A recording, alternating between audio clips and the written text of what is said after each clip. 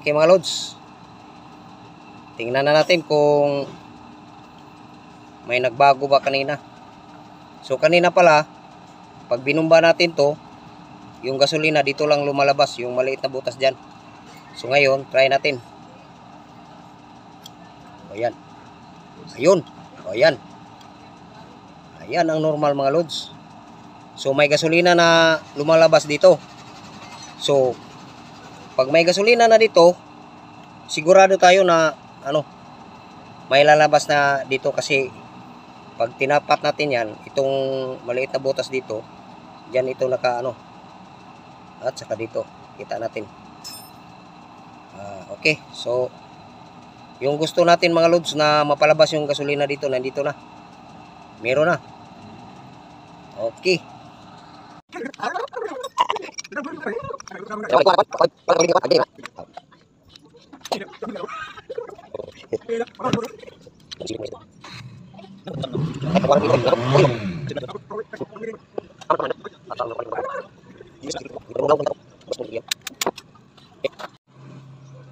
Okay.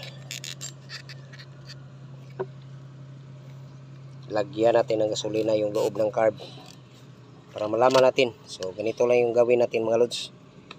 Bago natin i-install doon sa engine, i-testing muna natin dito. So lagyan muna natin ng gasolina. Ito lang.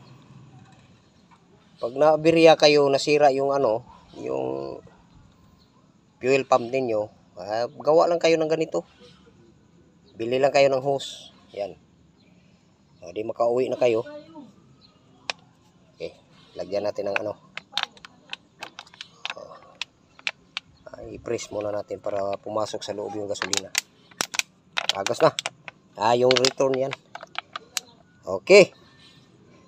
Tingnan natin mga lods ha. Walang gasolina na lumabas doon sa yung nag-comment natin na kaibigan. Walang lumabas na gasolina dito. So sa previous natin na kita naman ninyo walang yung dito sa may bowl. So ngayon tingnan natin.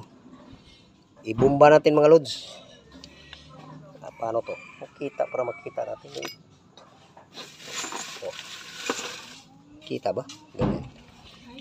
Hindi makita to Oh! Hala. Ayun! Meron na gasolina mga lods. Hindi makita pero dito siguro. Tara to madam. Tara to na green Tingnan natin mga lods. Saan ba yun? Baka pag sinilip natin dito, baka maigo yung mata natin.